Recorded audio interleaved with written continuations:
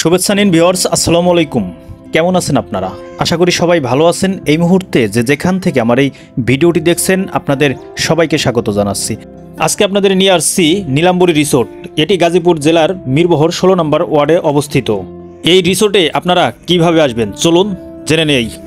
বাংলাদেশের যে কোনো প্রান্ত থেকে আপনাকে আগে আসতে হবে গাজীপুর চৌরাস্তা। গাজীপুর চৌরাস্তা হয়ে মাওনার রোড ধরে আপনার আসতে হবে এসএস তেলের পাম্পের সামনে। এখানে দেখতে পাবেন নীলাম্বরী রিসোর্টের একটি ব্যানার। এখান থেকেই আপনি অটো নিয়ে আপনাকে সেই কাঙ্ক্ষিত নীলাম্বরী রিসোর্টের সামনে যেতে হবে। জনপ্রতি ভাড়া পড়বে 30 টাকা। এখানে আসতে আমার সময় লেগেছে অনলি 5 মিনিট। তবে সময় অনুযায়ী এই অটো ভাড়াটা আমার কাছে অনেক বেশি মনে হয়েছে। যাই হোক, আমরা এখন এই নীলাম্বরী রিসোর্টের সামনে এখন টিকিট কাটবো। আপনাদের দেখাবো এইখানের টিকিট মূল্য কত টাকা।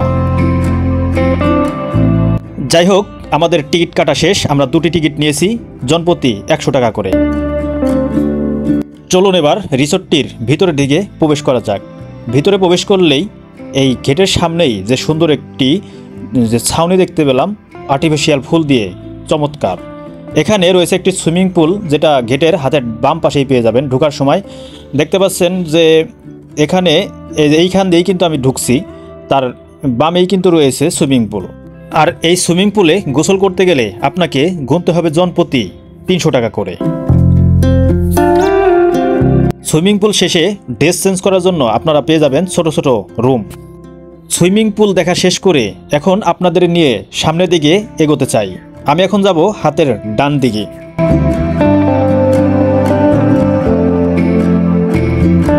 হাতের ডান দিকে ঢুকতেই আপনারা দেখতে পাবেন সুন্দর একটি পানির ফোয়ারা।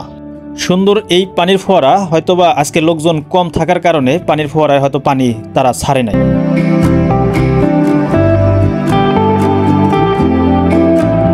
পানির ফোয়ারার আশেপাশে এইরকম ছোট ছোট ঘর পেয়ে যাবেন, যেখানে সময় কাটাতে পারবেন দুজন মিলে।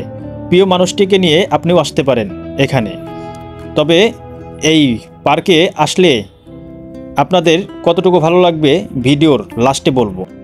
দৃষ্টিনন্দন এই আঁকাবাঁকা মেঠোপথ ছবি তোলার জন্য হয়ে উঠতে পারে আপনার কাছে একটি সুন্দর জায়গা।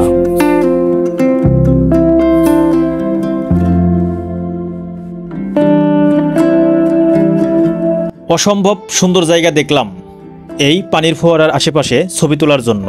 এখন সিদ্ধান্ত আপনার, আপনি আসবেন কি না। পানির ফোয়ারা দেখা শেষ করে এখন আমি আপনাদের নিয়ে যাব হাতের বাম সাইডের দিকে। এই হাতের বামে দেখাবো আপনাদের কি কি রয়েছে। চলুন তাহলে এবার যাওয়া যাক।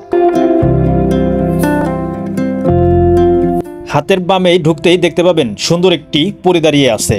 তবে এসব ভাস্কর্য আমাদের ইসলামে কখনোই সমর্থন করে না। প্রতিটি রিসোর্ট বা প্রতিটি পার্কেই এরকম ভাস্কর্য দেখা যায়। এত সুন্দর একটি দোল না খেয়ে কি আর থাকা যায়? তাই আমিও একটু দোল খাওয়ার চেষ্টা করছি। এখন আমি আপনাদের নিয়ে যাব সুন্দরবনের সেই রয়্যাল বেঙ্গল টাইগারের কাছে। গাছের ফাঁক দিয়ে দেখা যাচ্ছে রয়্যাল বেঙ্গল টাইগারটি হা করে দাঁড়িয়ে আছে। রয়্যাল বেঙ্গল টাইগারের পাশেই রয়েছে জিরাফ এবং হরিণ। এই ভিডিওটি করতে এসে আমার একজনের কথা খুব মনে পড়ল, যার হাত ধরেই সুন্দরবন দেখার সুযোগ হয়েছিল। রয়্যাল বেঙ্গল টাইগারের পাশেই কৃত্রিমভাবে বানানো কিছু পাখির ভাস্কর্য দেখলে মনটা আসলেও ভরে যাবে। এখানে দেখতে পাচ্ছি সুন্দর একটি ব্রিজ করা আছে নদীর মধ্যে। এখানে কিন্তু মাছও ছাড়া রয়েছে, আপনারা দেখতেই পাচ্ছেন। এখানে দেখতে পাচ্ছি ফুচকা এবং আইসক্রিমের একটি স্টল রয়েছে, যেখান থেকে আপনিও কিনতে পারবেন।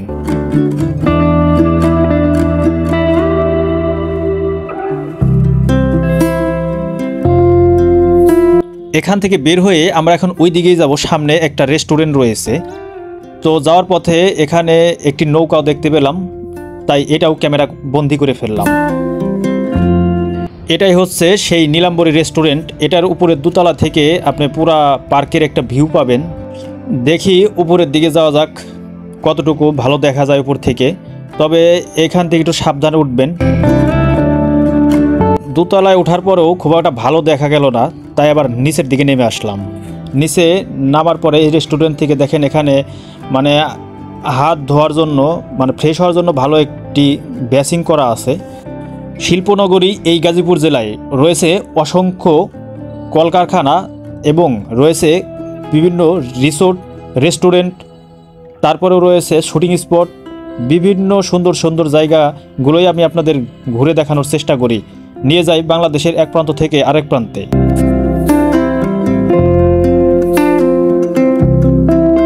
এগুলো কি ফুল আসলে আমি চিনি না, তবে এখানে দেখতে পেলাম ফুল ছেঁড়া নিষেধ।